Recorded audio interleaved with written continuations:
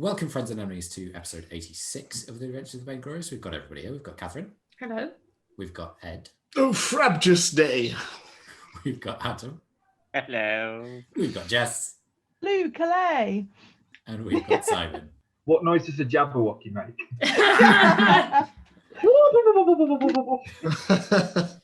Previously, on The Adventures of the Bane Glorious, you had a couple of family reunions, Erallur with her not dead father, and Elsie with her still imprisoned but liberated sister in Neverwinter. You had then returned to Waterdeep via Flint's ship and had been invited to a meeting by an agent of Manchun, the leader of the Juniper. You went to this meeting in the trade ward and were given the option of taking up a job with Manchun in returning a favour that he believes you owe him, but you are not so sure. Elsie voiced her disinterest in the job, but went along with it as the rest of you decided that you would do it. The role that you would play would be as poor spies infiltrating a meeting taking place on the floating city of Eileanar, which had recently reappeared despite having apparently fallen into ruin millennia before. The person holding this meeting was the lady, supposedly, a figure from a few of your pasts, way back when you were first in Waterdeep. Well, no, not first in Waterdeep, because you've been to Waterdeep a lot, but way back. You agreed that you would go there and encountered a few guards who were standing over a teleportation circle that would apparently transport you up to the city. Erallur tried to get the sigils of this teleportation circle, but it didn't go terribly well, with the guards warning her that she should not try and look at their secrets. You were transported up to the city, found yourselves in an open agora where the linked teleportation circle took you. You decided that you would find an inn or tavern for the evening and did so, finding a slightly strange elvenish figure presiding over the place who charged you a little bit of money for the period of time that you said that you were staying, which could be indeterminate, and went to bed, and that is where we left it. Is there anything you'd like to do? We go to bed. How big is this city? Big. There appear to be 3 tiers to it. So you are currently on the lowest tier. That's where you were transported to. They are overlapping circles, almost like a series of plateaus. And then the largest circle is the lowest one. And then there's one within that that is an upper level. And then the third level, which appears to have quite a few ornate white towers with terracotta tiled roofs in it, is the furthest off and the smallest. Okay. Can I send Truffle out? Just a quick perimeter check around the entire city, given he's flying above streets. Hopefully it shouldn't be too long, but I might stay up for an hour or so, okay. About the length of a watch. Yeah, that makes sense. So how far are you wanting to send Truffle? The perimeter of the lowest tier, or...? From my knowledge of Netherese cities, obviously there's a lot of magic back in the day when they were made. Would I anticipate anything that could potentially shoot Truffle out of the sky should I send him too high up? I will say roll a history check for that. Natural 20, so 29. Usually there would not be something that would shoot something quite as small as Truffle out of the sky. The threat that he would pose would be minimal. It would likely be, if there were any artillery, that it would be designed for dragons and the like. So you don't think that there's much to worry about there. In terms of whether Truffle would be detected by anyone, that's more likely. Whether they would do anything about it is debatable, because you imagine that there's quite a lot of things that are sent up to survey, or there are various defences in place that mean that people aren't going to be worried about a little metal hummingbird. Okay, I'll go 50-50. I'll send him up to view the lowest and the middle plateau of this floating city. Okay, so what sort of time do you think you go to bed / do this, Flint? I mean, as soon as we've all gone to bed, I guess. So I don't know what time that was because I wasn't here last time. Yeah, so usual time would be about 10 p.m., I think. Okay, cool. Yeah, so I'll just do it literally as I'm getting ready for bed. Okay. Roll a perception check for Truffle then. Gonna use that dice. That was less good. That will be Because you called it a dice, not a die. yeah.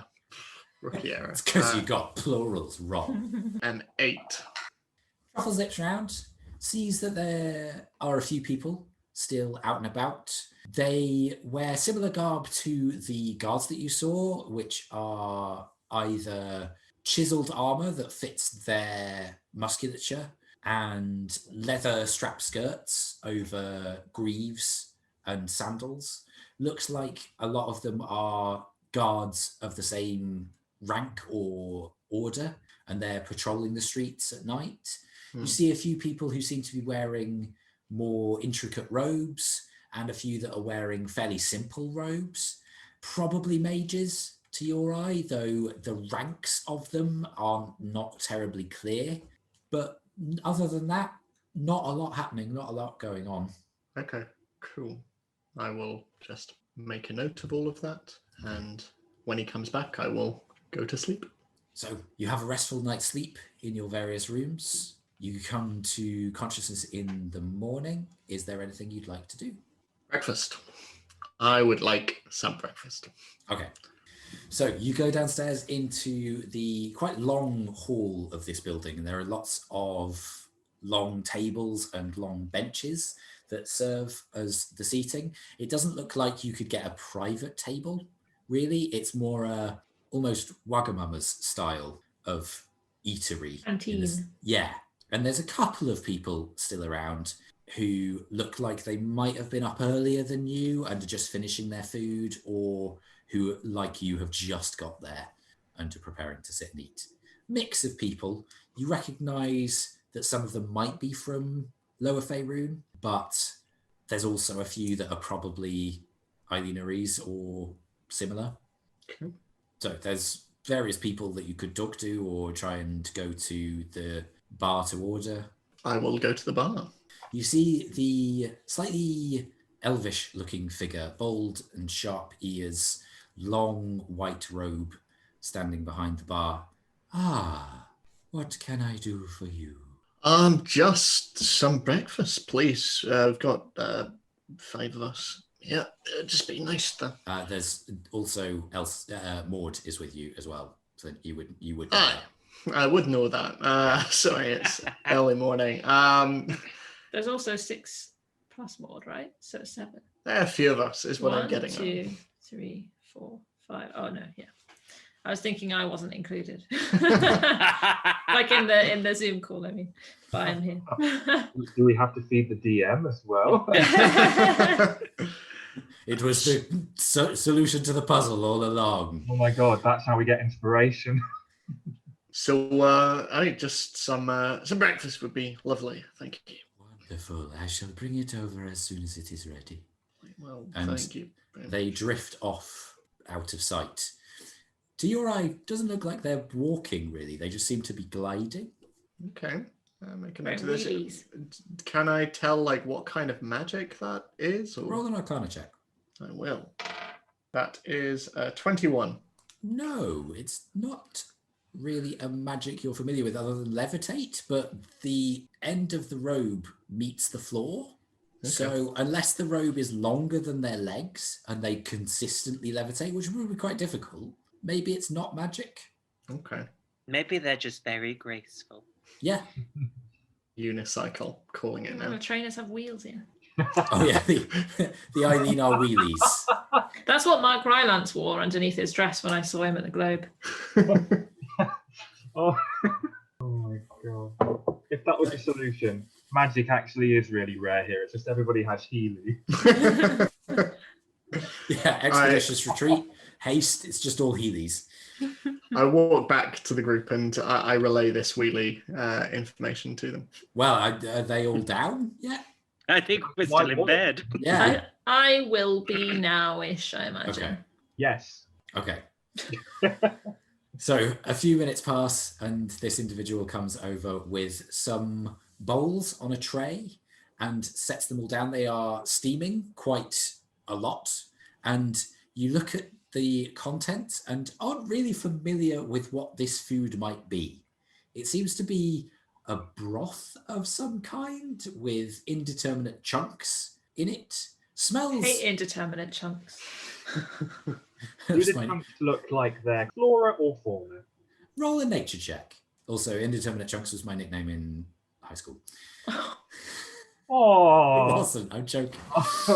No, it is now. Oh. Yeah. Retroactively. Oh, I love you, indeterminate chunk. Oh my God. 8. 8. Yeah, pretty indeterminate, those chunks. I Salute. scoff it down. As a Yeah. vegetarian, this is actually like quite a real feeling. Yeah, Flint, you scoff it down. It's quite nicely spiced. You can't really identify the spice, but it feels quite hearty. It's quite pleasant. I look up at everyone else. What, you're not gonna join in? I feel like Salute's Juniper's already like, got her one nose licking in. the bowl, but kind of clacking against the bowl with his beak. Yeah. I'm just tentatively, hesitantly trying the first spoonful. Okay. So you get one of the chunks on the spoonful and bite down, and the texture isn't really what you're expecting. It looks quite solid on the spoon. There's not really a gelatinous wobble to it, but Like when tofu. you bite into it, it's similar to sweet potato in texture. So there's a slight more softness to it than you were expecting. It's not unpleasant. It's just slightly surprising. Elsie, are you downstairs yet? Yes. Okay, so Maud, on Flint having scoffed down the bowl, just happily eats. Yeah. Seeing that no one's died, I feel like I will eat too. Okay. If that's how you judge whether something's poisoned, you're not going to do so well. I've lasted this long. It could be completely poisonous and Salute would be fine. It's not a good Yeah. judge. Yeah. Yes, so you eat breakfast. It is hale and hearty. What are you liking to do next? So we have 2 weeks, is that right? Thereabouts, yeah. I could learn a new skill in that time. Yeah, let's just stay in our rooms and upskill. You could do that if you wanted to. Bloody brave. I have a free trial of Skillshare. I'm going to finish my breakfast and I'm just going to look up and look. We have 2 weeks, and I think in a place like this, we are presented with an opportunity we would not otherwise have. This is a place that is built on magic. It's a place that is built on the power of the weave, and as a result, there are things that possibly lost to time, but magic is certainly going to be more commonplace here. Even commonplace shops might have items that I would imagine would be of use to us, and we have accrued a fair bit of gold over the last however long we've been together. So, Have we though? Because it's not really been shared. well, before your time, Elsie, and more, but Salute guards his coin purse still. I am probably going to go on a wee bit of a jaunt around the city and see some of the sights, see if there's maybe any magic that I am either not used to or do not have readily available to me down on Earth. So if people would like to join, they'd be more than welcome. Sounds useful. What's Awesome. Earth? Oh, it's the stuff that's next to the ocean, next to the sea. Oh, you mean down on the Earth, not down on Earth. No, I mean solid ground. I'm confused. Well, that doesn't take much. All right. Must be a sailor term. Oh, yeah. Except I'm a sailor and I don't know what he's talking about. Is this Are what you a sailor Juniper though? can use? I mean, pirates, sailors, it's different circles, isn't it? Right, I am going to go get ready. If people would like to join me, they're more than welcome. But Join you in getting ready? no, Are when you I coming am... on to me, Flynn? No, you are decidedly not my type, but I will Ow. meet people outside if they so wish. If not, I'll see you back here later on. I think we'll explore. It does well to explore our environment if we are going to be here for some time. I stand up as everyone else stands up, and I look around and go, Do we think it's a big hat kind of day or a smaller hat kind of day? Anything that hides your face. So a big hat it is. Great. Exactly. Is that going to be bigger than the normal one, or Don't, is that the big hat? Erallur, don't ask. She just has a lot of hats. Okay. Erallur, as you so kindly asked, Oh, no, God. my general one is my biggest one. Oh, so the default is the default biggest. is the biggest. Yeah, But she you never know. needs to compensate for her lack of personality. Well, it's too early in the morning. I can't really think of anything to insult you with yet, so I'll probably That's because you're not very clever. rather than finishing the sentence, I just push her over. You will try. Roll a dexterity check. 21. She slips off the bench And and then I stands just up, rubs the dust off her clothes and go, "You are in deep trouble." and before I give her a chance to do anything, I just walk back to my room. Okay. She stalks after you very deliberately. I will very calmly and politely stand up and then go up to my room. So Luke brought everything down with him because he doesn't get the concept of going up to get ready or like freshen up. You're never fresh. Just left. I'm very well groomed. Just left sitting at the table awkwardly. With all the empty plates. I like Roll- to think. Sorry, Oh, Jess. sorry. I was going to say I like to think Juniper's on the floor licking the plate. So Luke has a name. Yes, so Luke is just passing them Still down there. to her. Yeah, oh yeah. Like, yeah. So Luke, roll a perception check. Oh no. Natural 20 bit. After you've passed down Super the last bowl to Juniper, you notice that she looks at you and cocks her head to the side slightly. And then you look and have to cross your eyes a little bit as you realize that on the end of your beak, there is a little chunk of food that is just in your blind spot. With an attempt at expert grace and finesse. Does that thing, you know, that they do where they kind of like flick it upwards and try and snap it in my beak? Okay, I'll say make a dexterity check. 10. So you flick it up, it flies, bounces off the same point of your beak and falls towards the ground. Juniper, could you make a dexterity check for me, please? Of course I will. My dex is usually pretty good. Yeah, that's 24. Yeah, so the chunk falls and Juniper just snaps it out of the air. Thanks to Luke. That was the journey of the indiscriminate chunk. Yeah. Oh. Okay, so I'm presuming you all get your stuff, freshen up, and then come Yeah. back downstairs? Okay. Flint, what kind of thing are you looking for? I'm kind of just interested to see what this place has on offer, because if it is as old as it seems to be, I imagine there will be some old forgotten things potentially. So I just kind of want to window shop. Like shopping for antiques before they become antiques. Yeah, absolutely. Okay, I'll say roll an investigation check then, please. Yeah. Natural 1. Okay, so you start walking around and you're just following from street to street. The rest of you look, and Flint seems fairly determined. Seems a little bit too determined. Seems to be heading just to people's houses, really. Not knocking on doors, but just looking in through windows. And you all get slightly concerned that he's just looking for a place to rob, as he just increasingly determinedly keeps looking around this fairly residential area that you found yourselves in. Flint, Hmm? as much as I love looking in people's windows, those are houses. Oh, really? It's hard to tell. The architecture is not what I'm used to. Is there a shop in the vicinity? Roll an investigation check. But there Can are I help? windows. Is that not just how these shops work? You can, Erallur. Do you want to give Elsie advantage or do you want to roll yourself? I will roll separately. Okay. What is it? Sorry, investigation. Investigation, please. 14. 23. Okay. No Erallur, help. you look around and you can't really see any shops. Elsie, you have a look and you notice that there is an individual walking down the street the same direction as you are, so it is further away. And now that you've paused, is continuing to be further away.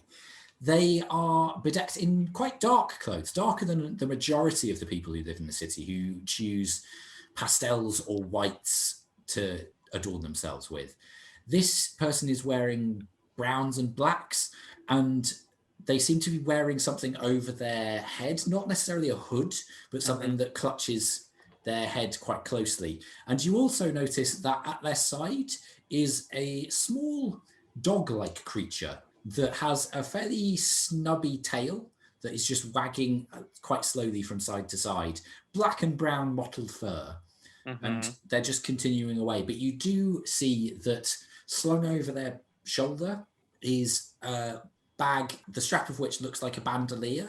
And you see that there are numerous shimmering adornments over this strap that makes it look like they might be a trader of some kind.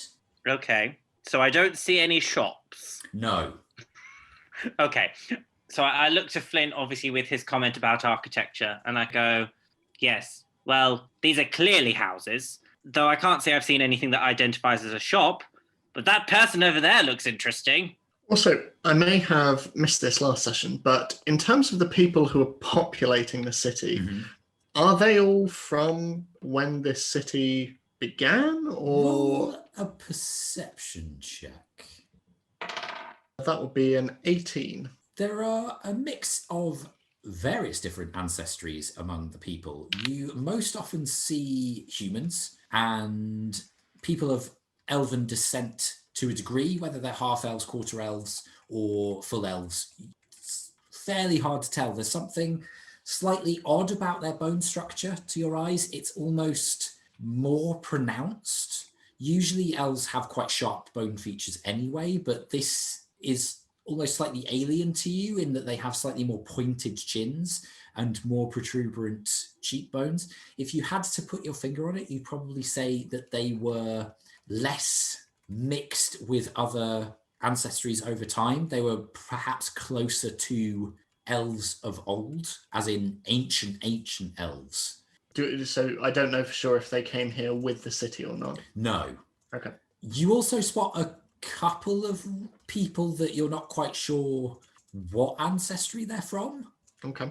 They're just not faces that you particularly recognize. There's a couple that look like they might be akin to Dragonborn, but they look a little bit more pronounced in their reptilian features. They've got longer snouts that look almost crocodilian and tails that sweep across the floor that are similarly barbed to alligators or crocodiles as well. You also see what appear to be quite diminutive furred individuals with slightly pointed snouts and very pink noses. And as they rush by you, chittering to each other, you can't really see that they've got very visible eyes. They might have a way of seeing, but it's not the most visible. It might be tiny eyes that are just covered by the fur. But they wear thick burlap-like material in fairly drapey cloaks as they chitter past you. But yeah, you don't recognize them as anything on the ground. I won't lie, all I can see in my mind's eye are Jawas, and that is it. Well, kind of, except you can actually see their faces and their noses. And they are covered in fur, black and occasionally shocks of silver through the black. Okay. I'll look at Elsie and just say, thank you very much. And I will approach the vendor. Okay. You would have to approach him at a run because he's quite a distance off now. I will do so. Okay. Come on, run, Shorty, run. Okay, so as the dwarven footsteps and the clank of your gun against your back comes, the individual pauses and then moves their head ever so slightly to the left, and you just see a glint of white over their cheek, and they pause. The canine creature also pauses and turns, and you see the same glint of white, but this is rather more ghastly than the initial look on the humanoid, in that this canine creature appears to have a skull that is entirely exposed. Hello? Juniper's going to be like best friends. Might you be open for business? No. Okay, well, you're just dragging a lot of stuff around with you. My friend over there was actually the one to point you out to me, so... But no business, no nothing, no... Not yet. Don't bring me into this. I just saw him and he looked interesting. No, it's fine. We can leave this very ominous-sounding gentleman to himself. You No, seek trade. trade would be nice, or failing that, if you could just point us in the direction of a shop. The middle city will suit. And he lifts a hand very slowly, and you just, Juniper, hear the cracks of his arm as he moves it and points towards the middle tier of the city. Well, thank you very much. That's much appreciated. We'll let you get on with your day as you prepare for whatever it is you're preparing for. Lowers the arm and starts to walk away. Okay, lovely chat. Thanks, Elsie. You seem nice. That was creepy. Well, that's what you get for walking up to strangers. You pointed him out. Well, what can I say? He's just interesting looking, and he had lots of shiny things, and Flint likes shiny things. No, that's Saluk. Saluk likes shiny things. I'm indifferent to shiny things. I like things of value, but no, shiny things are more your bag, right? I'm trying to exercise self-control. Right. Well, good luck. Lots of shiny things around here. Are you saying Saluk doesn't like things of value? No, I'm not saying that. I'm just saying in terms of value to my work, not necessarily financial. Oh, okay. So Saluk just doesn't find valuable things to you. Precisely. Aye. Look, I can find valuable things. Well, no, I think we're twisting one another's words here, and that's not using. No, I think you'll find I'm twisting. words. Yes, I know. Let's go to let's see if we can get into the middle tier of this city. It seems like there's just very empty shops around here, or houses if you insist, but I just continue walking. Okay. So you head towards the middle tier, and you can see that it is encircled by a white stone wall with similar orange tiles placed atop it, running along the entire way. There are no guards standing atop this wall. It is a sloped ceiling to it, so there's no place that a guard could stand easily. And you notice as well that there are various entryways peppered along it in the shape of arches. No guards stand between you and passing through any of these. People happy to continue going? I think we must. All right, just continue walking on through wherever we can. This tier is slightly more busy than the lower tier at the moment.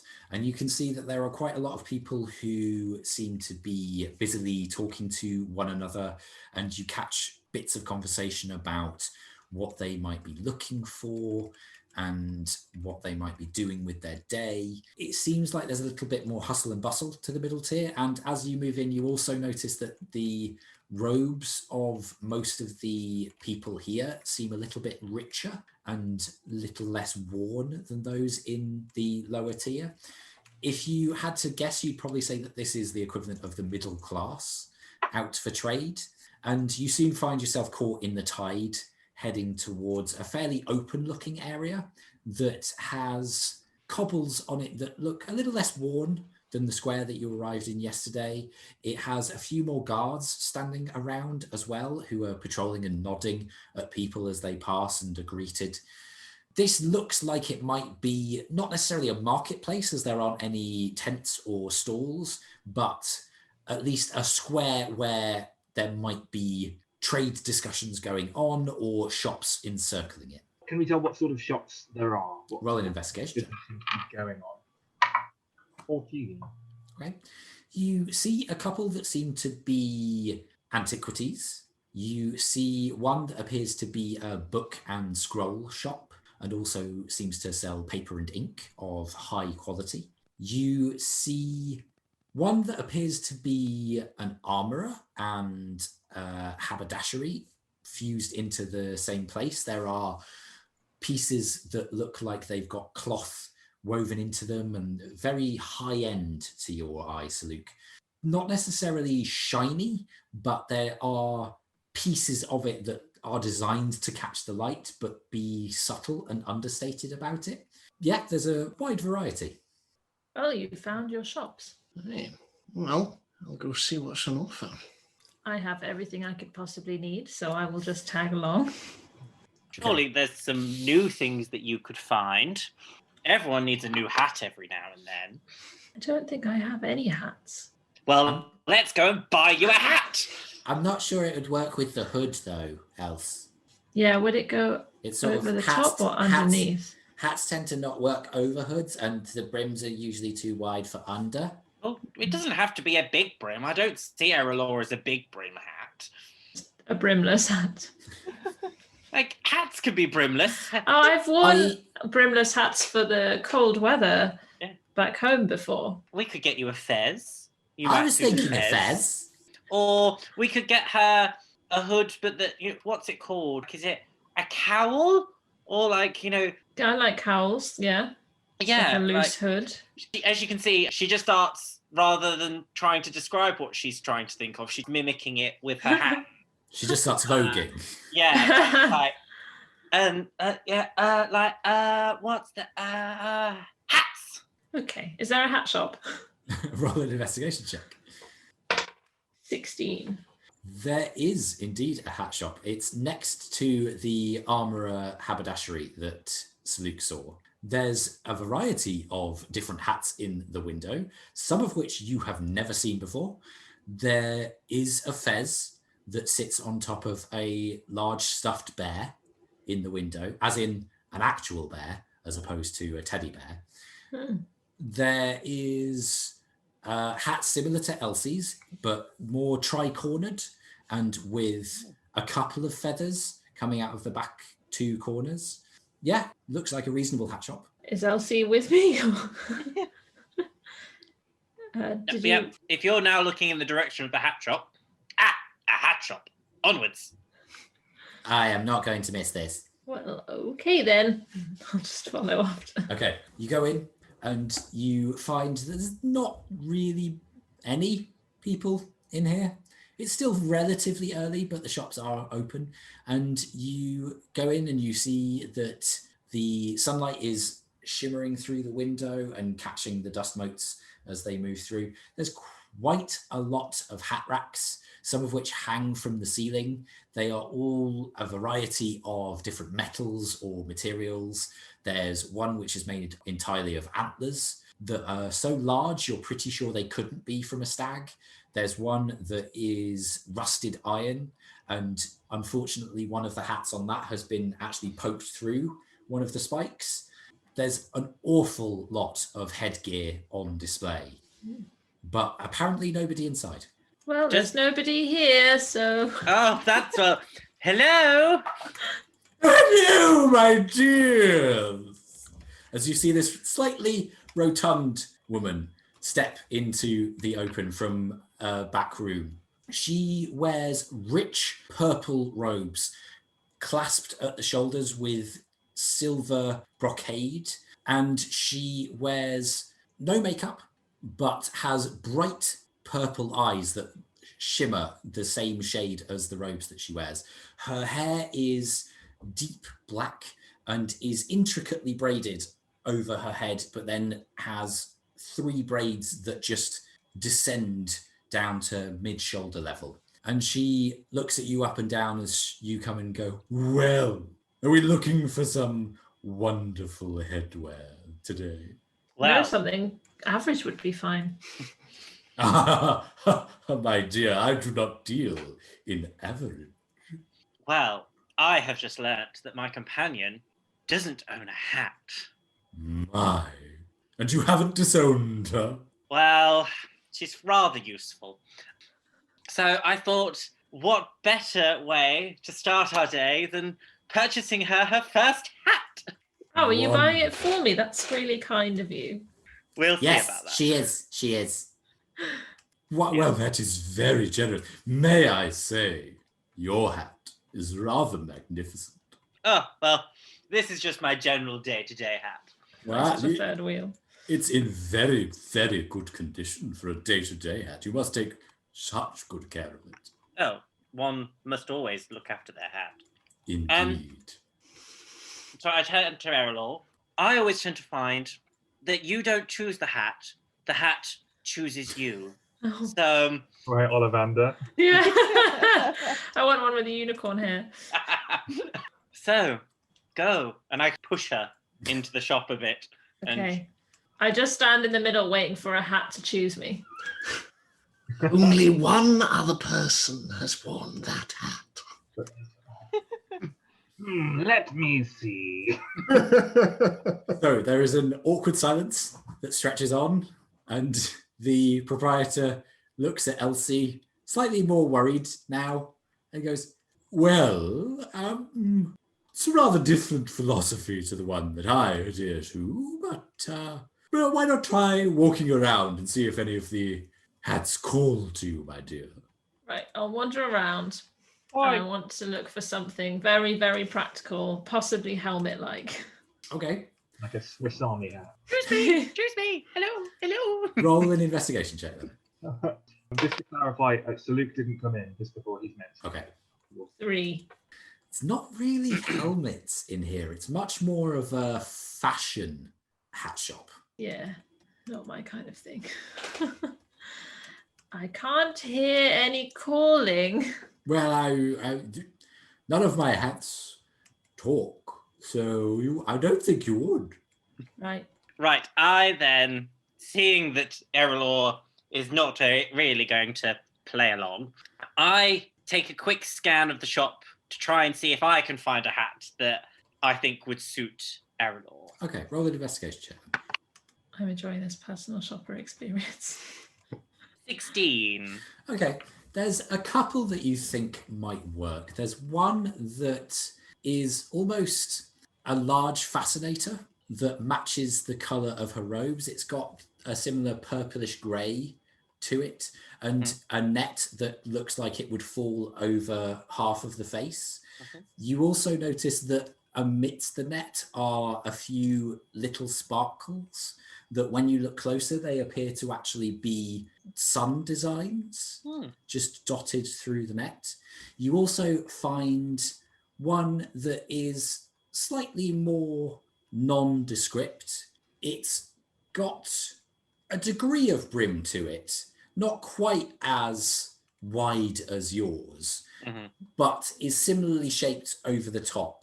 Could maybe be piratical, but is slightly less flamboyant and doesn't have any feathers on it, but has a few dashes and streaks of blue over what is otherwise a black hat. Almost jagged lines that look sort of like lightning. So I wander around, I have a look, and I go, we'll take you. We'll take you. So I pick those two down, and then I kind of just close my eyes, do a 360 turn, open them, and just choose the first hat that I see. Okay. You see what appears to be the hollowed out head of a draconic creature that has a face hole. The scales of this thing are silverish with slight flecks of green just at the edges, and the snout looks a little bit moth-eaten, but it's still in reasonable enough condition. Realizing what my hands are going towards, surreptitiously pick the one to the right to it. Knowing that is not something that Erallur would like me to put on her head. You, yes, and improv. The one to the right, it's made of a white material that when you go towards it, you actually see that it shimmers slightly as it catches the light. And you could swear that it's actually just somehow splitting the beams of light because there's rainbows, but they don't necessarily run across the fabric. It just feels like you're seeing rainbows as you walk towards it. And then you lay your hand on it and it is the softest material that you have ever touched. And there's a slight frisson of a shiver that passes through your hand. It's very nicely woven. Mm-hmm. It appears to be almost bowler hat shaped. Mm-hmm. I'm trying to imagine. It's very odd style, but given the shimmer, it's quite attractive. Mm-hmm. So I pick up said third hat, turn around to Erallur, and go, again, do any of these speak to you? Can I try them all on? Yeah, sure. So we've got a fascinator, Mm-hmm. a sort of pirate hat, and a bowler hat. Yes. So you try the fascinator on, and the netting falls over half of your face. Elsie looks reasonably fetching, but again, you're not really sure how well it would work with the hood. Because the part of the fascinator is quite small, it might almost look like she's wearing half a mask, which might work. I like the idea of like netting underneath a hood. Yeah, but it's almost, it's only over sort of more, about 2/3 of your forehead and then curls away. Okay. Almost like a half mask, leaving your nose relatively half that clear. way, not Yeah. half that way. No. Yeah. Phantom of the Opera style. Yeah. Yes, yeah. The piratical hat, it's nice, but it just doesn't quite work with the rest of the look. As you place the bowler hat on, Erallur, you feel this strange sensation of comfort and warmth pass over you, and you feel very safe. Elsie, it could work. It's a statement, Mm-hmm. but you're not sure it's a statement Erallur would want to make. This hat is calling to me. Really? I feel warm. Oh. Like your head, or What do you think, Elsie? Well, I take the second one and I just put it behind me in the direction of the hatter. The milliner, yeah. The milliner, that's the word I was looking for. And go, we won't be needing this one. All right, very well. Out of the other two, the third one is definitely a statement, but it made you feel all warm and fuzzy. Maybe it's magic. Do I think that there's any magic in it? There could be. You certainly got a feeling when you touched it. Mm. Are any of your hats magic? Not as far as I'm aware. Otherwise, I have been severely underpricing them. You make them magic? Do I make them magic? Or Can you make them magic? I personally can't. You would have to find an enchanter to do something like that. There are many within the city. In your professional opinion, madam, what do you think? Well, as you say, I think the third hat is definitely a statement. I think, if you wanted to have alternative looks, perhaps you could take both. See what your friends think. We have a 3-day returns policy if you prefer not to. That's a very good returns policy. I like to live by the rule that I leave the shop, and if I'm still thinking about the object, the product, a day later, then I come and buy it. Ah. Very reasonable, very astute customer you are. Actually, how I live my life. Yeah. So I then take the white one off Erallur's head.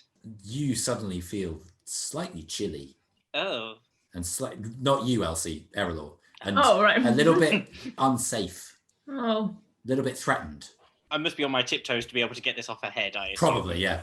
Seeing that her expression has changed, I can just place it back on her head slightly. Oh, you feel so much better now. And then take it off again. Oh, gosh. Then back on again. Oh, it's better. And then off again. No, bad feelings. And then Maud says, stop it! But Erallur's making faces. Yeah, but you're just mucking around. Can I take it and put my hands on her hands and then guide the hat onto her head? Yeah. Oh. It's a little bit big for you, Elsie. It slips over your eyes, but you feel very comforted. Oh. What is wrong with you two? I then put it on her head. Oh! I'm never taking this off. I take it off. Maud could buy it. It Maud does not says fit Maud. Oh. I turn back round to the miller and go, Milliner. could we please... Milliner. Millers and milliners are different things, Adam. Back off. the miller. Milliner. Milliner ice. Could we... Ice, baby. So I turn to her and I go, could we put these please on a 24-hour reserve? Certainly. And if we decide that we'd like to come back, then we can come back for them? Certainly. That'll be 1 silver for each hat. I feel like I can part with that. Does that feel like an actual legit thing that they always Roll do? an insight check. Natural 1. But the holdover deposit seems reasonable. I willingly give her the 2 silver. Okay. Wonderful. I shall place them behind the counter where no one else will see them. Thank you. And yes, if we are swayed to hat, we shall be back. Wonderful. I hope to see you again. We shall see. And I just turn around and walk out. Oh, Okay. wow. Did you not see any that you liked, Elsie? We were focusing on you. I've got 2 weeks. I could come back. Okay. Okay. Meanwhile, Flint, are you looking for anything in particular? No, just anything that, I mean, I'm sort of that worst kind of shopper where I'm like, I'm just browsing, no, I'm not really sure. But Window yeah, shopping. yeah, I'm just window shopping. I'm seeing if there's anything interesting or anything I might not have seen before. Okay, I'll say you roll an investigation check as well, because Saluk has pointed out a few of the places, and you know about the bookshop and the haberdashery armor and... 11. Okay. Not really anything that you've not seen before. Some of the items look a little bit older in terms of some of the writing on the books isn't some that you necessarily recognize. And some of the products and clothing is a little bit archaic in look. But there aren't really any magic shops in this area or magical item shops that you don't know what they do or anything like that. Okay. Any blacksmiths nearby? Not in this portion, no. Okay. I will keep an eye out for a blacksmith as the day goes on, in that Okay. case. So do you all stay in this same area of the second tier, or do you move to different areas to see if you find more things, or... I feel like we might as well do a tour of the whole city, but Yeah. When they went into the hat shop, because it was next door to the clothing store. It was, yeah. As they went into the hat shop, Salute gets distracted and drifts off to the side and gazes into the window of this beautiful clothes shop. Okay, make a perception check. 13. You look inside Look, and... wear clothes. what clothes are you wearing? Do you think picturing him as just strolling around? No, I just suddenly was thinking about sleeves and wings, and then I was like, what is he wearing? Hello, I am Saluk. Bloop. Well, but he's got arms and wings, so he's wearing armor with He wing does? holes. Yes. Have you just been imagining him walking around like a seagull with its wings? Yes. No, I thought he was just a bird. it's more like this Don't have minute. arms. It's more like this mini, More like Kathryn. Sing along Oh. like Okay. Just occasionally getting trapped indoors and just... He's a feathered pterodactyl. oh Oh, my but you god. have claws on your hands. They're not like human hands. No, they're talons. Yeah. Okay, so you look inside and you see that there are a few people in there. They appear to be customers talking to a couple of tailors. All look humanoid to you. There's one individual that has very small shimmering scales who is blue-skinned and has hair that moves back in waves just below their ears in length, just halfway down their neck.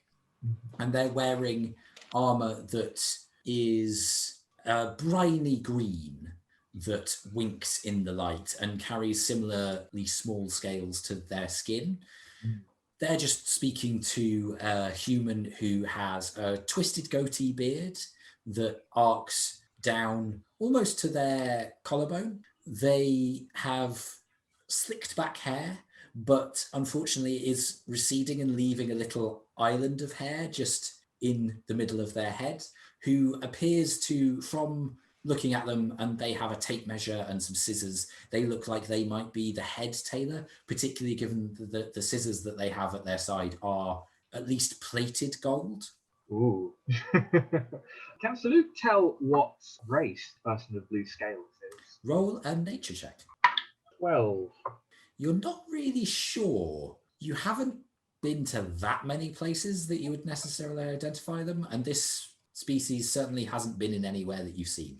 Soak is enamored by these flashing scales, and the rest of the shop just disappears from his vision. All he can see is this person with blue scales and shiny armor, and he walks up behind them, beak slightly open in astonishment, and just reaches out a hand that is not a wing, and just like strokes the texture on their exposed back of their shoulder. Okay, so as you're doing this, the tailor that they are speaking to looks round their shoulder at you and cocks a very tapered eyebrow and goes, "I'm sorry, do you know this creature?" And the individual, as you reach and stroke, they spin around and you find a slightly odd nip just at your belly as you feel the point of a dagger just touching your armor. I reflexively dodge backwards. Okay, so the wings arc out and you step back and they go, "And what do you intend? Touching me without my permission?" I have never seen such beautiful scales in my life. Then you have not experienced much life, have you? Are you saying your scales are not very beautiful? No, I am saying that not to have experienced them means that you are naive. Well, now I do experience them. I do not think anything I have seen before could match them. You are correct. What are you? You are very presumptuous. I do not know what that means, but yes. You touch a prince of the Tritons without knowing what they are. Does that name ring any bells? Roll a history check. This is annoying because I'm in there exactly what they are. But the Luke rolled a 4. No, doesn't ring any bells at all. Ah, shit. A Triton. I do not know this type of person. Clearly, or you would not have touched me. Well, the scales, they are almost pearlescent. I have worked with such materials before, but to see such a person covered in them is, well, you are very, very lucky. They do not speak. I sense I have upset you. What gave it away? Well, you are glaring at me and there is a lot of silence, and if I have learned anything, that means that I have upset you. Was the dagger not a clue? No, I get that a lot. They're still holding it between you. No, that happens more often than you would think. They put the dagger away and then turn away from you and begin the conversation with the tailor and you. So Luke shrugs and takes one last look. And from a distance, I think he's learned his lesson not to go in touch again. From looking at the scales, obviously they're just attached. Mm-hmm. This is part of their skin. But from looking at them, can he get a sense of how they sort of interlock and move around each other? I know it's difficult, but from his previous work with scales and that, does he have a sense of how they would possibly move against each other? Roll an... Ooh, this is tricky. Because you're not really touching it, so I don't know whether it's investigation or... It's almost sort of a physics nature check, isn't it? I'll say roll the nature check again. It's a 4. No, it's tough to tell. And again, they don't seem to be bare-chested. There seems to be an armor element, but because the scales are so similar to their skin, you're not sure whether it's a skinned version of their own kind that they're wearing, which is quite disturbing in thought, or if it's of a similar creature, or if it is their skin and it just looks like armor because it's that tough, similar to dragons. The armor, green in shape, so. Yes. Okay. So Luke's associations with green scales, he's not fussed by that at all. Even if that were the case, he gives a nod of approval to himself. Clearly, he's too distracted by the beauty of these scales that he can't quite focus properly and see how they work.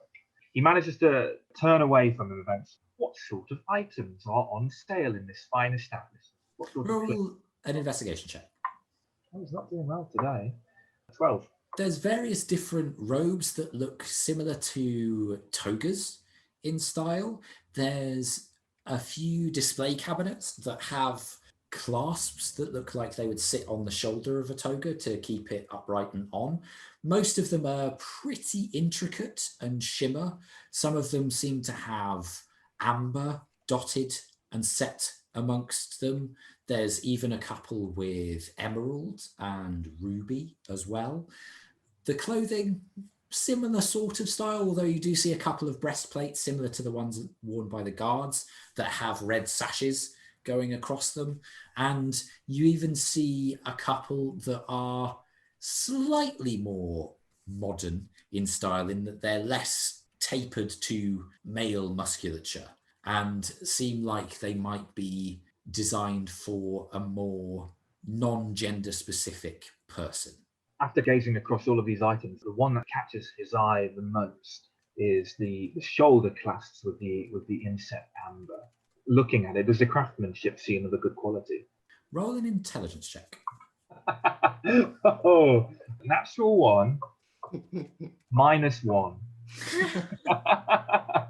What you can tell, you can't really see it that closely, and the way that the light is catching the cabinet, it's difficult to see. It looks like it's very pretty. A locked cabinet. You could try and see. Luke gently tries to open the door. Does he do so surreptitiously or not? Not overly so, but he doesn't wrench at it. He just makes sure he's standing with his body blocking what his hand's doing from the counter. Okay, I'll say roll a sleight of hand check. Gently does it. 16. Okay. You take your talons underneath, and just using the very tips of the claws, there's a almost imperceptible as it lifts. Seems to be open, and nobody seems to have noticed. So Luke opens the door. Okay. And with less due to a need for stealth and more due to reverence for the work, very gently picks up the clasps in question. Okay. Can I tell what sort of metal they're made out of? I will say roll another nature check. 16. The one with the amber appears to be sterling silver, solid sterling silver. Which other one are you picking up? Or are you just picking up all of them? Oh, was it not a set of them? Sorry. No, there was one that was with amber. Oh, it's And sort then of there's one another one. shoulder with a. No. Got you. Okay, no, just that one. Sorry. Yeah, okay. Yeah, seems to be sterling silver. Okay. Yeah. I don't like it when you roll. Yeah, Could just be doing it to unnerve you. You don't know. for personal reasons, the amber really stands out to Salute. It makes him feel very warm and cozy, like he hasn't felt in quite some time. And he quite innocently, but also with a slight sense of he's learning, pops it in his bag while blocking with his body. Okay, I will say roll another sleight of hand check then. 21. You do so. Nobody seems to have noticed. Okay. He starts to walk away, but then remembers himself and shuts and closes the latch on the door. Okay, roll one more sleight of hand check for that. 11. Nobody seems to notice. They're deep in conversation with each other. None of the other robes and clothes. Like he appreciates the inset jewels and the way that this tailor is clearly grafted and sewn cloth to more heavy pieces of armor. Very appreciative, but it's not anything that he's interested in. And so Luke goes to leave to rejoin his friends. Okay. And at the door, when he realizes, has a moment, very rude of me, and turns around. What a lovely place you have here. The gentleman with the goatee holds a finger up to the Triton Prince, who looks annoyed again and goes, "Thank you. And your prices? What do you charge? Depends on the item. Are you expensive? We would prefer to say reasonable." I think I have made my choice correctly. And then Salute walks I'm out. sorry, what do you mean? Well, I do not have expensive money. Ah, I see. When you say you made a choice, what choice might that be? The choice not to spend my money here. But that is how the shop works. I assume you say what you like and then you give money. Yes. Right. I do not say what I like, Would you mind emptying your bag for me? but I do not want to sell anything. Do you buy as well? No, but I fear that you may have taken something that is not yours. Saluk does not take what is not his. Roll a deception check. I will roll a deception check. But I feel with his philosophy, he's not lying. 11. Empty your bag. But why? I have already stated why. Do you wish me to call the guard? I do not know why you would. Because I believe you have taken an item of mine. Is that how you usually talk to the customers in here? Like, You are not a customer, you are a thief. but you are saying I am taking an item. Is that not how the shopping process works? You take the item and then you decide what is taken. Pay for it. If you pay for the item that you have taken, then this can all be settled. If you do not, I shall call the guard and you shall be thrown into a cell. Saluk does not like being thrown into cells, but Then Saluk pay. does not wish to buy. But you have taken an item and you will pay for it. But if we are talking price, then I had asked you about prices, but you said specific items. What specific item do you wish me to pay for? Take the item from your bag and I will tell you its price. Saluk reaches into his bag and he pulls out one of the fish scale bracelets that he's working on and holds it out. I do not know the going rate, but I would say I would take 5 gold. Roll a deception check. That's an 8. You are being deliberately obtuse. You know what I mean. Can I fetch my friends? No.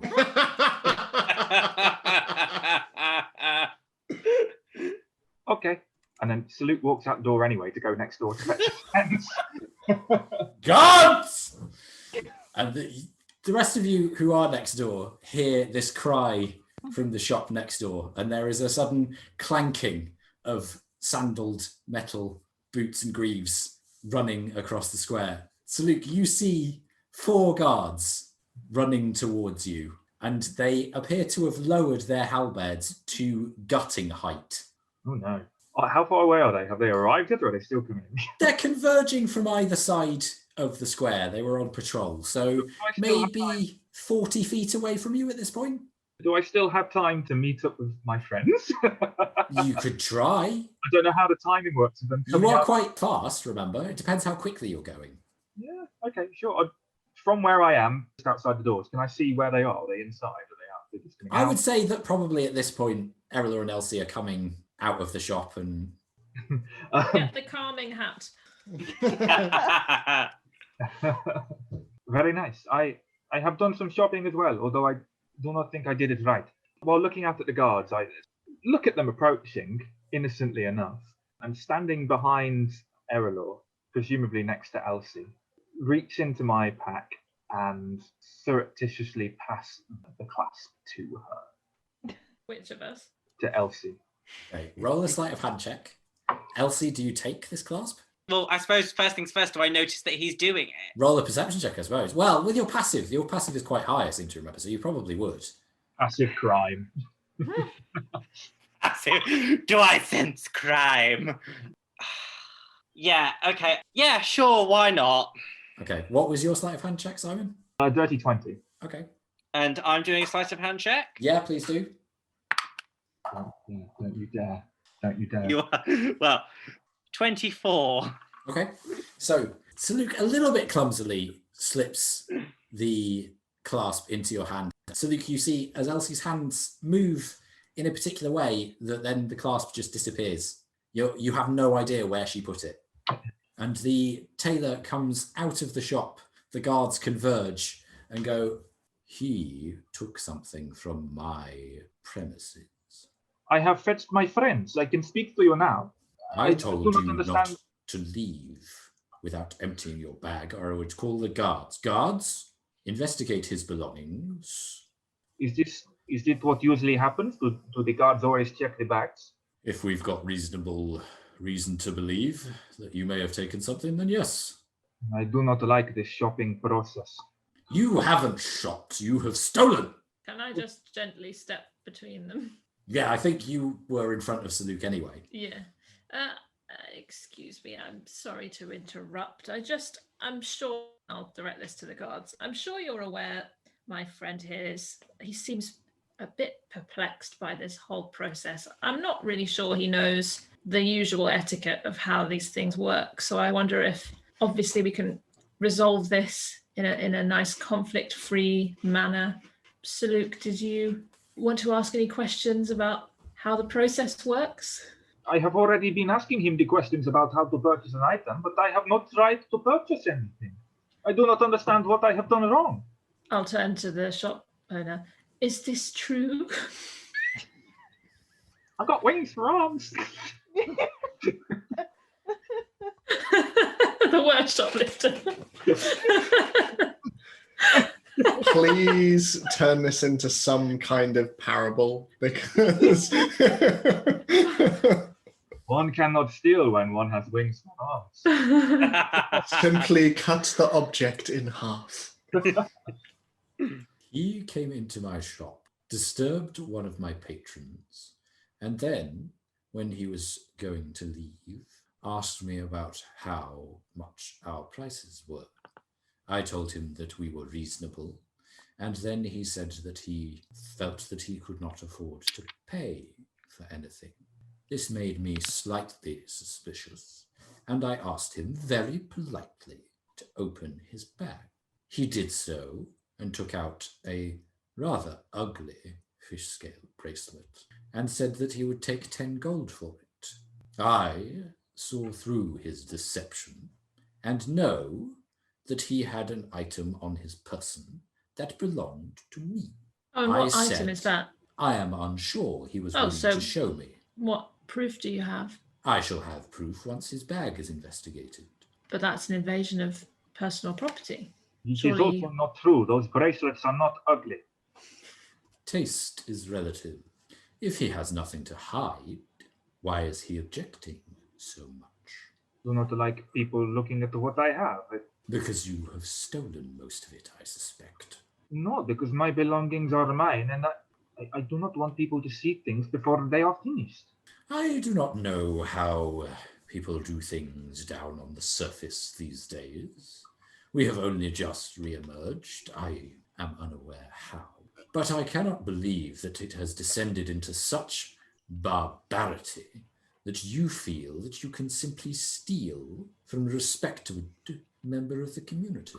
I'd like to turn to the guard, and say, if this shopkeeper can name the item that has supposedly been stolen, then I think it's fair that you can check within Saluk's bag for said item. But if there's no proof... Roll a persuasion check. While this is going on, I assume I found a lovely abattoir to grab some bones for Juniper, and we're just walking somewhere in the middle. Like Italian music playing, he's strolling down the street. Yeah. Well- Ice cream on each of his noses. Considering this city appeared out of nowhere, I have to say, it's very, very peaceful. And everybody's very well behaved as well. So well behaved. Let's I go waved to a observe the passing view. guard. Can you two roll perception checks for me? Yeah. Erallur, what did you get? I rolled a natural 20 Oh. plus 9. The guard Um, turns to the proprietor and says, well, that seems reasonable.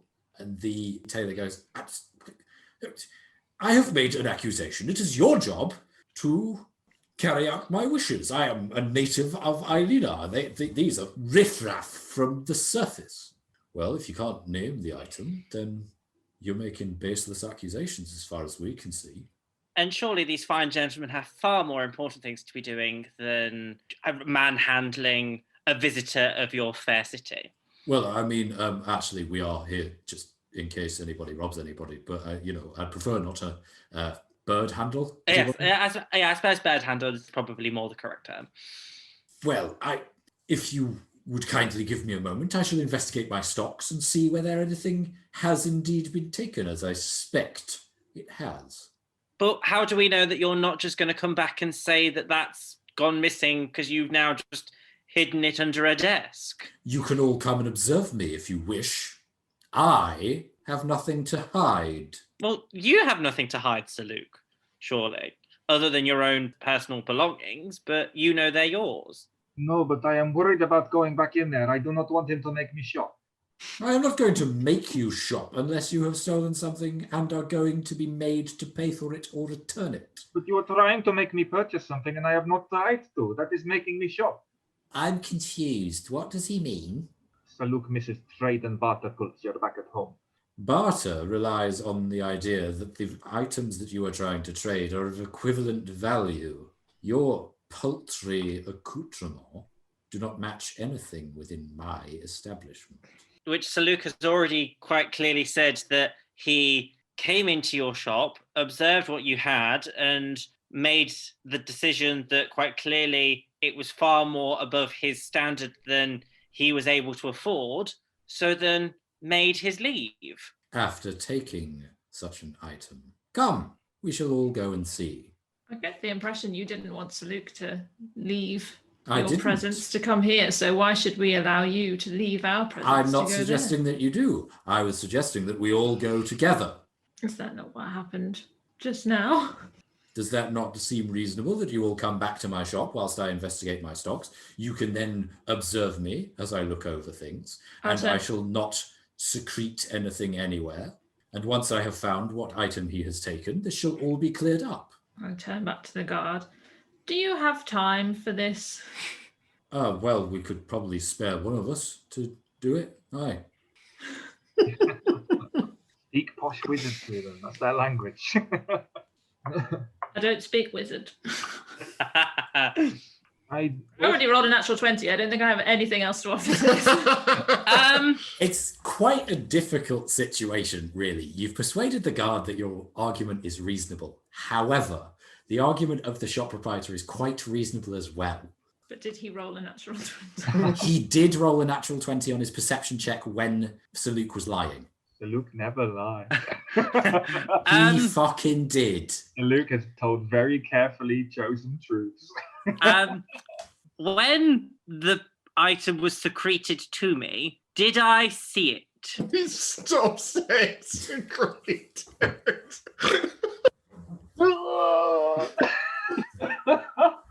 It depends how Saluk gave it to you. If it was a quick palm into palm, It was. depends what positions you were in. If Saluk was standing behind you, you probably didn't see it, but Okay. It was a quick palm to palm. yeah. If we're making a fair assumption, I then didn't see it. No, probably not. Okay, I can't You would have do... felt it. Yeah, So I you can't... know that it's metallic and fairly heavy. Mhm. Yes, I can't do what I was thinking of doing, so please continue. I'm still thinking about secretions, and that's all I can hear you all talking about. It's a perfectly reasonable verb. It was just palm to palm. It's a bit metallic, but Child. continue. I do not think you would want me to go back in there. You said I disturbed the other customer. Well, why don't do that business as well as the business you claim I have taken? I stay outside with you, Saluk, and one of these fine gentlemen? Oh no, he is coming in. Well, surely you can keep the door open so that he then doesn't need to... Surely if you're worried that he's stolen something, you wouldn't want him to come back into your shop to possibly steal something else. He will come in under guard, as will you. We will all go together. Unless, of course, you... Just a second ago, you wanted to go in on your own. No, I said that we should all go in together. No, you said you'd go in on your own, and then He distinctly Flint said...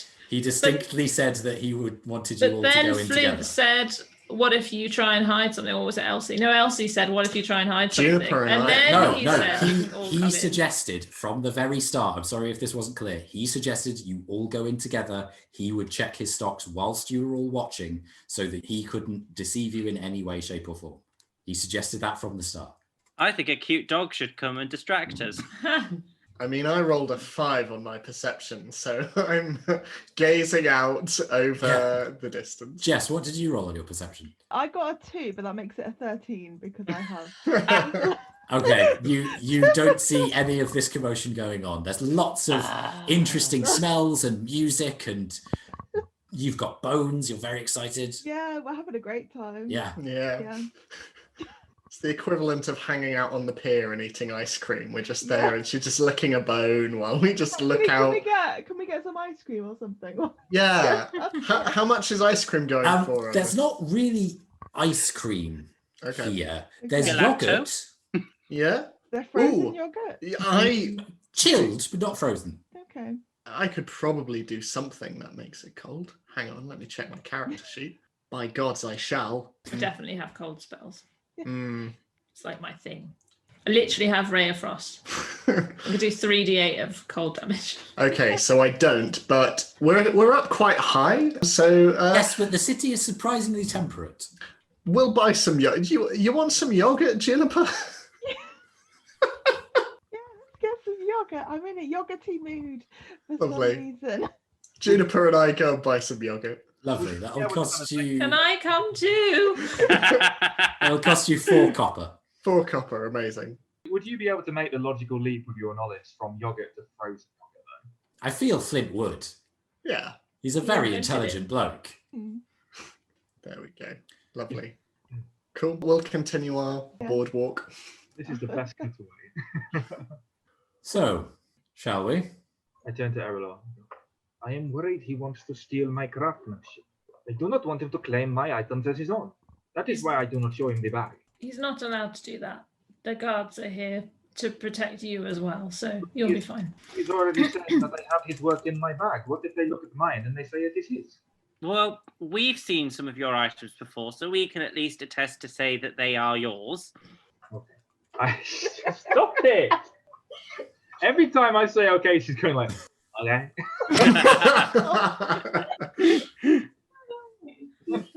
Oh, perfect. Okay. Fuck off! I genuinely didn't think you were going to try and say it again, and then you did, and it was hilarious. Yes, indeed. We will go inside this shop, and as long as when I show you inside the bag that my friends do not see. As long as I am allowed to see, then that is agreeable. That is the only way I can finish shopping. You haven't shopped. I know, that is what I have been saying. And he turns, and his slightly cape-looking jacket swishes and just hits you a little bit in the shin, Saluk, as he walks past you and flounces back into his shop. One of the guards looks at the other ones, and they all seemingly nod at him, and you see the shoulders slump slightly before he gathers himself to attention again, and then starts to lead the way back into the shop. I follow, I guess. Okay, the rest of you, who are there? I lean to Erallur ever so slightly. Is this the time to do a teleport spell? I have been considering it. But the others have gone for yogurt, so it wouldn't be fair. You don't know that. We don't know that they've gone we for not? yogurt. No. We're They probably won't on give the you. top level by now. Yeah, we're already at the place where the meeting's going to happen. They're just there, sat with their frozen yogurt. Like, Yeah. Getting all the information. I mean, it's been 2 weeks. We're Oh, well. sure, Sorry. we follow. Okay, so you go in and you see the individuals that were in there before are still in there, Saluk, but they are all watching you, including the Triton, and they all have arms crossed or hands on weapon hilts as everybody re-enters. And the tailor starts to look around. Takes them a little while. They pat down the various pieces of clothing that are out in the open. They start to look around at the various drawers of fabric, and they are all those quite long drawers that keep rolls of fabric within them. And all the time, he's glancing back at Saluk suspiciously, eyebrow raised. It takes a little while, and you can see that the guard is getting increasingly impatient as his foot taps. And the tailor looks ever more harried whilst doing this. Eventually, there comes a point where the tailor comes to the cabinet, and there is a very satisfied ha as he opens it and points to an empty space. Telerov, have you sold one of our shoulder clasps today? And you see the other tailor, who is female, quite a lot shorter than the man and slightly stockier. She has honey brown hair that is intricately plaited into a bun at the back and wears similar dark colours to the gentleman, but slightly less fancy. And she goes, no, I can't say that I have. Well, that means that it is missing. What a surprise. Are you going to come clean now? Or does the guard have to inspect your bag? I do not have it. I have said if it is the only way to stop this, you can have a look in my bag. If you've got nothing to hide, Sir Luke, then I feel that for us to get this over and done with so that we can be on our way, then, surrender your bag for a search. You two must look away. I'll just go and stand on the other side of the room. Yeah. Okay, so comes over to look at your bag, the guard beside him. Open it, please. Do so. So Luke is filled with this hot, embarrassed rush. Not So, you. Erallur, Elsie, Maud all see as the Oh, tailor I'm not starts. looking. 'cause he's Oh, got yeah, to look. Well, kind but of. they're not necessarily taking things out of the bag, they are looking through it. Okay. So it's up to you. But he But- said, "Don't look," so I turned around. Okay. But is looking through the bag, and then you all hear as the searcher gets slightly more frantic, and then the guard goes, "Everything all right, Master Taylor?" Well, it's not what? It's not in the bag. Ah, I know he has it. I know he took it. I am sorry I disrupted your customer when I first came in. I hope I have not made you angry by doing. You've made me angry by taking what belongs to me. I Tell me thought where you were it angry is. when I first came in and poked the customer. Well, that was angering as well, but this is more angering. Tell me where it is. I do not have it.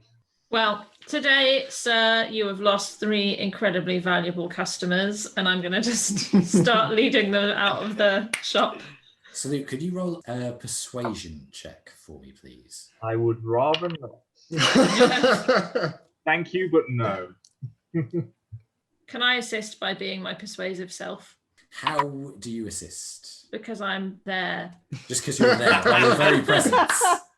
I would say Because I was so You persuasive could- earlier, they it trust.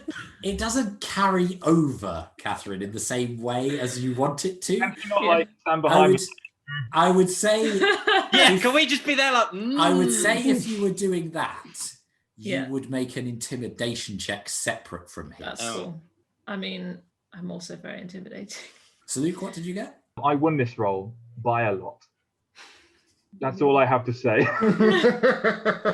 I will say what was similarly trending on Twitter. No, you didn't. What did you roll? For Oh, God's sake! Intimidation, Erallur? yeah, why not? Oh, I thought you'd already rolled. At this point, fuck it. Oh no, I rolled a 2, but I get +9, so it's 11. Oh, It's not enough, unfortunately. Can I do anything to help? I'll be honest, Adam. Elsie is not the most intimidating of presences. Yeah. Please try. I feel like not being persuading in one's argument doesn't immediately mean one is lying. That's why I didn't make you make a deception check, though. That's okay. That's why it's a persuasion rather than a deception. Well, And he rolled an insight check against your persuasion that's a and very beat you. persuasive argument. Yeah. It's almost as if I kind of know what I'm doing. Roll for deception. I don't think I need to. I think I failed it anyway. If you don't have it, then perhaps your friends do. My friends were not even here But you wanted desperately to go outside to get them. because I do not understand what is going on. And they seem to understand how this business works. Empty your bags. I'll turn to the guard. Is this really acceptable for a minor disagreement? Roll the persuasion check. Natural 1. Well, miss, he is a citizen of this fair city, and you aren't. So, unfortunately, what? I have to investigate his word.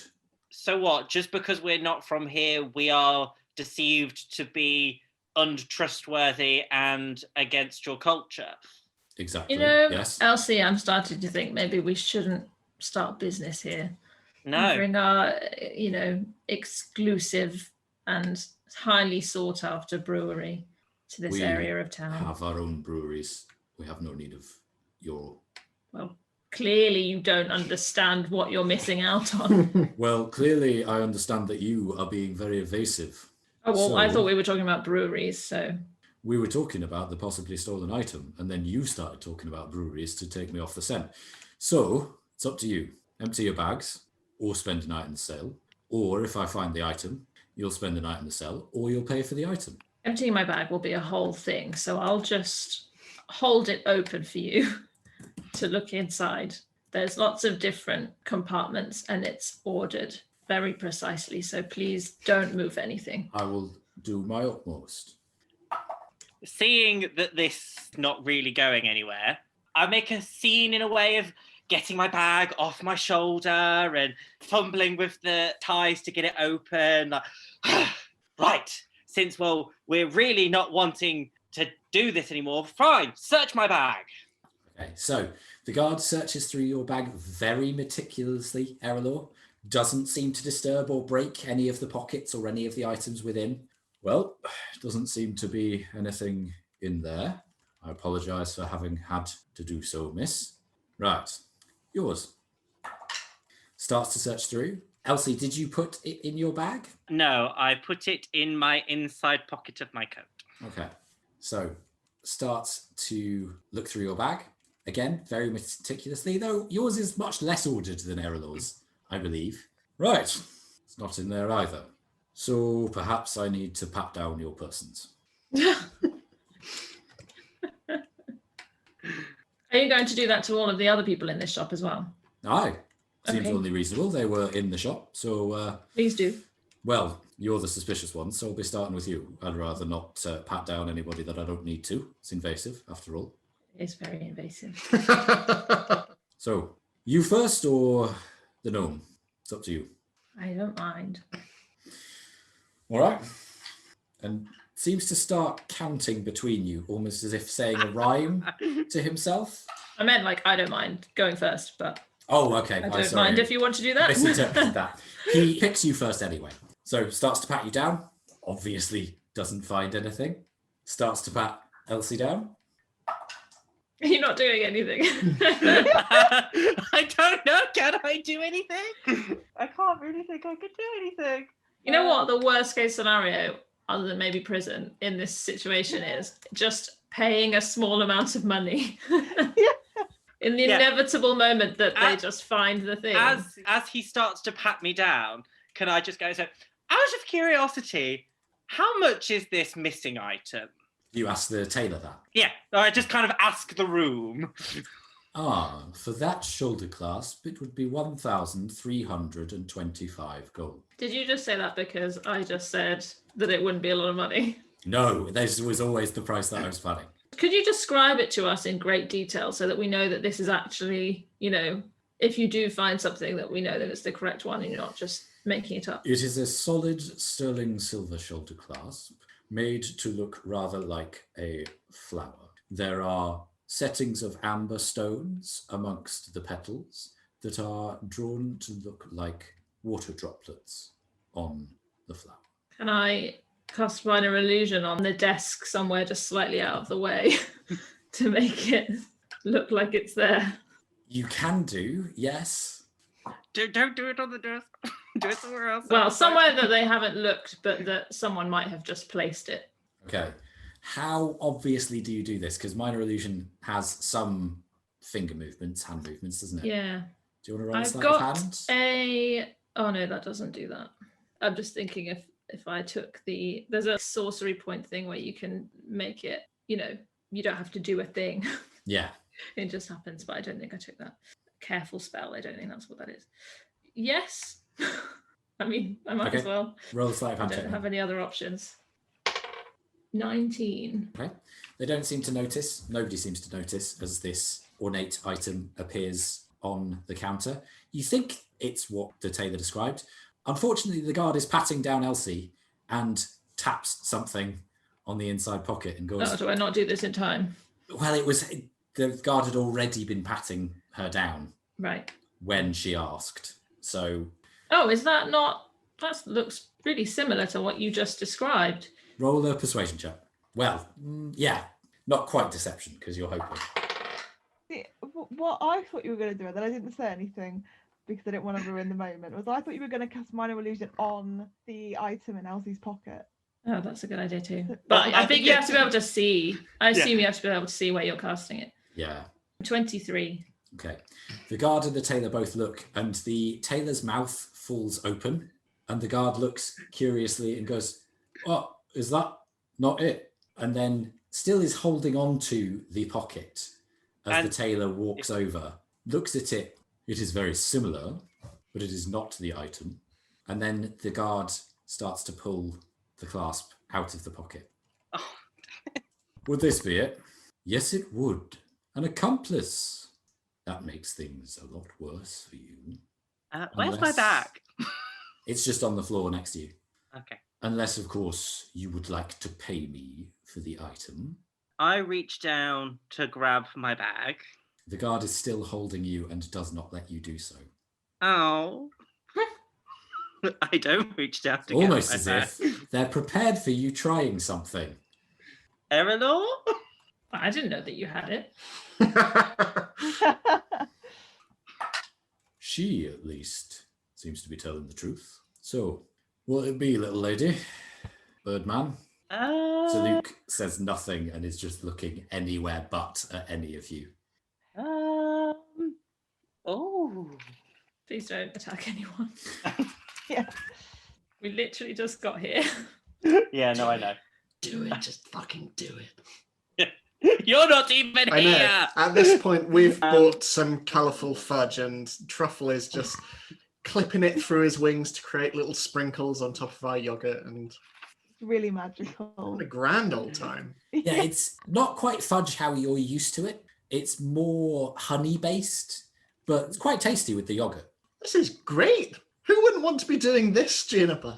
I know. We should sell this at the inn. Oh, that's a great idea. We'd go down a treat. It would. Did you say it's honey based, like our ale?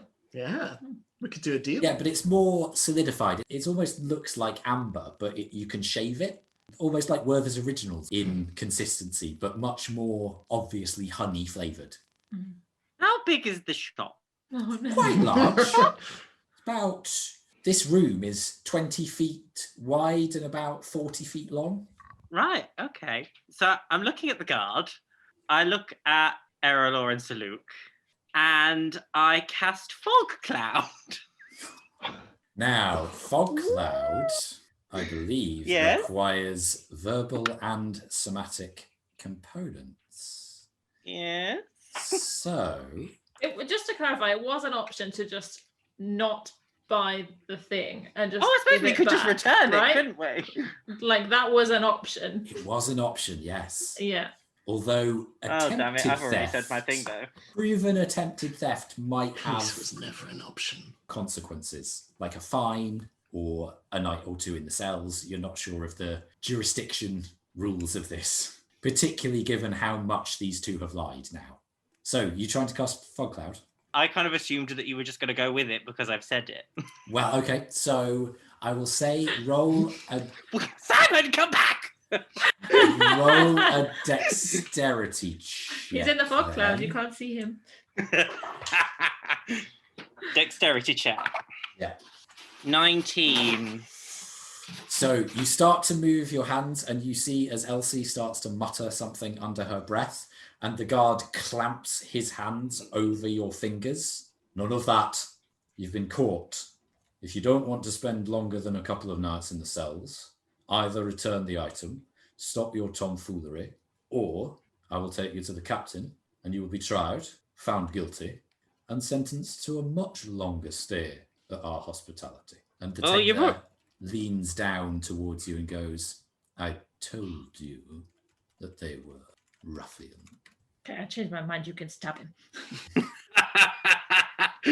I don't think I can. I think I'm kind of being restrained now slightly. I didn't really want this anyway, so here you go. Very good. And he takes it from the guard. I assume that they will be fine for their malfeasance. Aye, they will. Not as much as the item, but 500 gold is the standard. Very good. And will I see any of that money? Aye, you will. So, who's going to pay? Saluk again looks around and says, I do not have that kind of coin. Maybe you could go halves. I do not have that kind of coin. Sorry, has he said how much it is yet? It's Oh, 500 gold fine. Yeah, the How item's much money you got? been returned. No, I've heard. I don't really have that kind of money either. The two people least equipped to steal stuff from a shop. I didn't do anything wrong in Oh, you any of didn't? this. You didn't. And I am going to have to You- pay this. You rolled the majority of your rolls really well. It's just that the guard and the tailor rolled better than Sir Luke and Elsie, unfortunately. Can either of you contribute at all? Oh yeah, I can contribute. I just can't pay at all. And then Okay. I'd have no money, perhaps. So Luke looks very upset and opens his coin purse Fly comes out. and brings out 25 platinum notes. I wish, as he has been seen to do before, since rather than just tipping coins out, he's picking through and getting specific ones, and with a heavy heart manages to pass over 50 gold pieces that he can just about bear to part with if he doesn't think about it and doesn't look at them leave. Have you actually got 20,000, but they're just all perfect coins and you don't want to get rid of them?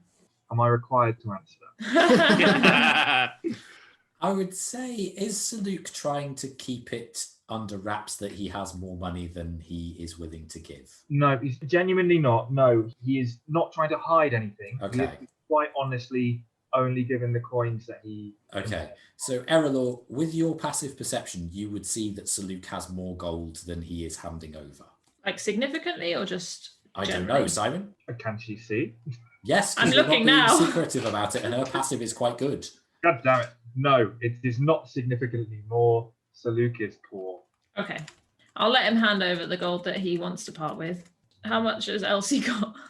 I got brought into this not unwillingly, but You didn't actually do any stealing. I didn't do any stealing. You I just handled stolen goods, though. That is Yes, a crime.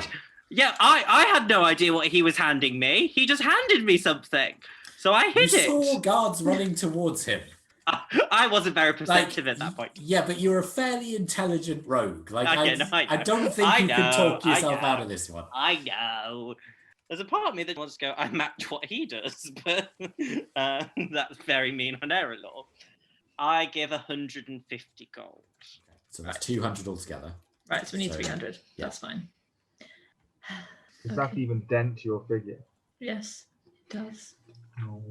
And Maud, on seeing Elsie give some money, goes, "Oh, all right," and hands over 50 herself. Okay. Oh, now I have to do maths again. You owe 250, Errol. Yes. It's fine. I'll do that later. Okay. Yeah. I'll hand it over. Right, I won't say very good, and you can be rest assured that I am watching you. If you do anything else at all untoward in this city, you will find yourself staying in the darkest cell for a very long time. Am I clear? Crystal. Now, get out. Well, Do you leave? I feel like some. Hmm. Yes. Okay, I feel- so Juniper, Flint, it's about this point where you come to this side of the square, happily eating your honeyed frozen yogurt, and the rest of your party come out of Taylor's looking very down in the mouth. You see your friends arrive, the rest of you, licking what looks like fairly nice food. Juniper has it all over her nose. Where have you lot been? Just don't ask. I think it's best if we just move on Okay, fine. Well, we found very quickly. I think we should just walk away now. Let us leave. Okay. Luke gets Juniper's attention and points to food on her nose. Thanks, Luke. She got the tiniest spot of it. Mhm. We found a good place for yogurt. We can't afford yogurt anymore, Juniper. I can afford yogurt. Did you spend all your money on nice clothes? Something like that. I think I would like to be alone for a moment. Yeah, I think you should be too. Last time that happened, didn't go very well. That's a good point. But I'm not yes, sure you deserve to be alone for a moment. I will respect your wishes. I do not know what I have. Well, Just don't go to, shopping. I need to think about what has happened, but I will not be. I will not be shopping here. Me neither. You will not be shopping anywhere. I do not understand when I am back at home, if you see a jewel in the forest, then you pick it up. Yes, but we're not in a forest. No. If you were in somebody's house, or I don't know if you have houses, if you were in somebody's nest, living place, and you saw a pretty jewel, would you pick it up and take it? Yes. Everything is shared. It belongs to all. And it benefits Become a all. conversation about communism. And I'm not prepared.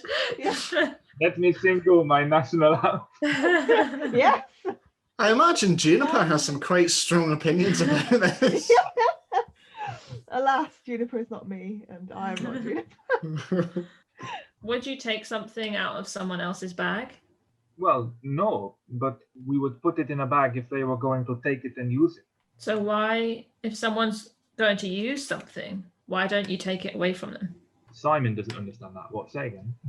So if something's been put into their bag for them to use it, why don't you take that away from them out of their bag? Because then they have claimed it and are going to make use of it. Right. So let's say that bag is a bit bigger and could also be called a house or a shop. Would you take it then? But it is out for all to see. So everything you're going to use is hidden away for no one to see. Well, not as a rule, but I keep it in my bag until I need it. And then when I am done with it, I would put it back out for anybody else in the village to use. Mm-hmm. That is how we work. We share everything so everything can benefit the tribe. But what if someone doesn't share everything? And they do not last long. We do not kill them. I want to make that clear. We explain to them that the things that we make, the tools and the jewelry that we have made from the gifts of the earth, that they belong to everybody, because the earth belongs to everybody. What if you had someone who was very ill and they had a small child who was also very ill and they couldn't go out to find their own things and they had something that they were using and then they left it somewhere? Should Erallur. someone else take that? Erallur, I do not know what answer you are trying to get from, but back at home, we help each other. Back at home, it is not a problem to give something to somebody if they like it and to take it if you want, because it all comes back around. We help each other and everything helps everyone.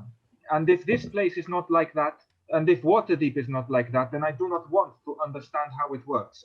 I am sorry, I know it is not your fault, and I know you have helped me there when I did something wrong. I saw the jewel and I thought my mother would like it. It looks like her eyes. But if I was wrong to take it, then fine. I will not do it again. I think that's a lovely sentiment. But the only difference between the way that your community works and the way our community works is when you take the thing, you leave something of equal value behind. Does that sound fair? Not when he is being so mean. Well, I agree with that, yes. But yes, now you put it that way, it does make a bit more sense. I just do not know why he could not describe it like that. But anyway, I have taken up enough of our time. We need to learn more about this place, and I have only delayed us. But at least we have made ourselves known. Is that not part of what we were here to do? Maybe not to the guards. Well, let me make it up to you. Let me go and get the lay of the land. Salute nods and puts up his hood and wanders off towards the next tier up to go and do a bit of scouting. Okay, what do the rest of you do? Just kind of watching befuddled. It's like, what? All of these conversations about moral relativism, and we're just there enjoying our yogurts. Yeah, finishing up our yogurt. Adventures with our bird son. Yeah. I just imagine Juniper probably halfway through this conversation just has her tongue out in the yogurt, but isn't actually licking it up. He's just looking very confused. So, do the rest of you follow Saluk, or do you let Saluk go off? Is he not flying away? I don't think I think can he said follow. walking, but... Oh, okay. Walking with my normal legs. I thought you had wings for legs. Oh my god, imagine a third person with normal arms and wings instead of legs. No, I thought wings for arms and wings for legs. Like a reverse centaur. A weird butterfly. A ballet. Feeling a little bit perturbed, I walk in the opposite direction to what Saluk does. Okay. Maud follows you. I feel like it's time to find a drink. Yeah. Although, can we afford one after that? Well, I didn't give them all of my money. That would Me- just be stupid. Me neither, but the things here seem weirdly priced. Some things are really cheap, some things are really expensive. I don't understand how it works. Yeah, well, Saluk did have to go and find one of the shiniest expensive things. Well, he's kind of like that, isn't he? Oh yeah, no, I know, but And still, you know, I can understand. I like shiny things. yeah, we all like shiny things from time to time, but still, At give least- someone a bit forewarning before you shove something in their hand. Oh, that's a fair point. I thought you were objecting to the fact that he'd stolen something, and I thought that was a bit hypocritical, but I understand you. No, no. I'm more annoyed that He got caught. yeah, exactly. The stupid bird brain got caught. The guy was quite clearly with other people, was distracted, so he quite clearly just said something stupid that then made the person aware of him. Like, Well, I'll tell you what. In order to stop it happening next time and us losing money, why don't forgive the pup? We take him under our wing. Caca. It's a sound idea at this moment in time, but right now, He I could kinda be want- the new widow feather. caca. Why do you keep making that noise? Are you Because- agreeing with me? I don't understand what it means, Elsie. You've got I- weird. These people have made you weird. Weirder. They've made me weirder. Well, you said it. Yes, but right now I just want to punch his fairly big beak in. So It'll probably hurt, to be fair. yeah, like it looks very solid. So I think I want a drink. I need to cool down, but Yeah. quite possibly, yes. He likes shiny things. I like shiny things. We could make this work. Okay, so they toddle off in the direction of alcohol. Flint, Juniper, Erallur, what are you doing? I had yogurt before. It's quite nice. I don't think so. How do you spell that? Well, it depends where you are, but here it seems like it's spelled YOGHURD. Would Also, never have you, expected that. you forgot the apostrophe between the G and the H. Well, obviously. Because it's, Yogurt. it's fantasy yogurt. Your code. Yogurt. How do you know it's not saying your code? I mean, we didn't think to ask, but I mean, maybe. You want to try some? Oh, do you have some left? A little bit. Have to mind the beard head that's in there, but I will go and try some of my own, maybe. you sure? Yes. Okay. Okay, so do you go off and buy some yogurt, Errol? Sure. Okay, that'll Your cost, code. that'll Your cost you code. 2 copper. One your code. 2 copper. And Saluk, you go off towards the upper tier. Yes. As you approach, you see the similar wall surrounding it, but at the archway that you approach, you can see a pair of guards standing on either side. Are they the same guards? They are not. No, they are in the same livery, but they are not the same It's guards. just 2 guards in the whole place. Yeah. Running in- ragged. Yeah. In the same livery, but one of them is in the slightly more modern looking breastplate and is female. How close can I get to the gate without kind of breaking from the crowd? There's a few people who are queuing for the gate and seem to be consulting about going into the 3rd tier. The crowd around seems to be milling. Do the people in the queue seem to have anything in common, specifically items? Some of the them mine compasses or whatever? Some of them appear to be tradesfolk with carts filled with various foodstuffs and barrels and cloth. Some of them appear to be servants to your eye, in that they have a slightly straight-backed demeanor to them, but their clothes aren't as nice as the 3rd group of people that are in this queue, who look extremely well-to-do and are wearing, just to rub salt into the wound, some very similar shoulder clasps and brooches to the one that you tried to take. Oh, so Luke stops for a moment and he does think, as the cogs work, well, they're not in a shop. But he thinks better of it. So I can't see anything like pass or anything other than just a general sense of what type of people they are. Yeah. That's okay. So without stopping or making it obvious that I'm looking over, I just decide to walk past. Can I see whether there are any more guards further back? Roll and perception check. 18. Where was 18. that roll when I needed it? You can see that there appear to be a couple of windows either side. You can also see that spaced along this wall are a number of towers that jut out slightly from the main body of the wall. It's likely that there are probably more guards in there, and you can see a few patrolling on this level, but they are a fair distance away from you at this point. What do I see on top of the walls between the tiers? There's nothing on top of the walls. They are similarly slanted roofs, so nobody could stand on top of them. Okay. So Luke decides that if he can't immediately get into the upper tier, he might as well see if he can observe. Does he see any side streets or alleyways that seem less occupied? Roll an investigation check. 18. Yeah, there's a few nearby. This part of the city is fairly open because there is a wide berth around the wall that seems to be a fairway that runs around the majority of it. But step back about 20 meters away from the wall, you could slip into an alleyway behind a couple of buildings. Yeah, so Luke does so. Does he manage to find somewhere where he's out of sight? Yeah, definitely. I'm going to fly up to the roof in an effort not to be seen. Okay, roll the stealth check then. That's a 12. Okay, you think you haven't been seen? So what? As far as you're aware, you are hidden. I heard that. Okay, and then once on the roof, is the roof tall enough to see over the wall? It's not, unfortunately. No, the wall is much taller than any building on this tier. There's not any buildings at all. No, the tallest buildings are in the third tier. They all seem to be towers or long buildings. Yeah. But all of them are quite a lot taller than any buildings below. And I can see nothing by the side along my tier. No, and sadly not. Okay. With defeat, then flies back down to the same spot.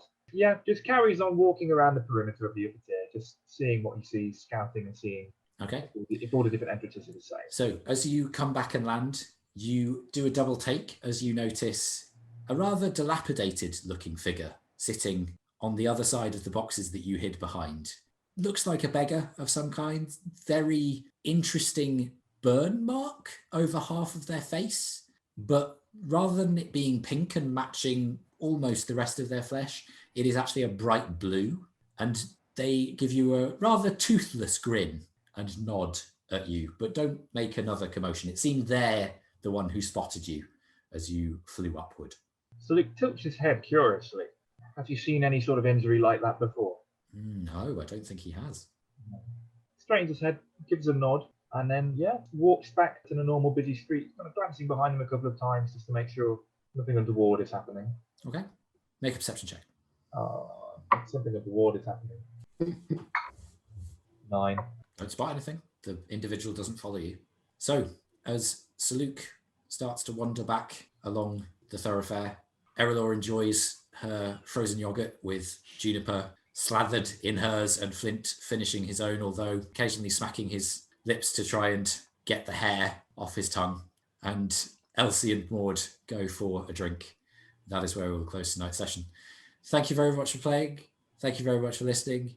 Ed and Jess, I'm sorry that there was so little for you to do tonight. We had a lovely time. We were just having yogurt. Yeah, it all got rather sucked into whatever the hell that was. Mistakes were made. Yes, mistakes were made. It's okay. We invented yogurt. Yeah. Yogurt. Yogurt. Yogurt. Yogurt. So, like, subscribe, review, all that good stuff. Everybody who wants to say bye, say bye. Grab just a... Goodbye. That is not a bye, Ed. I didn't say you could say that. Bye, folks. Bye.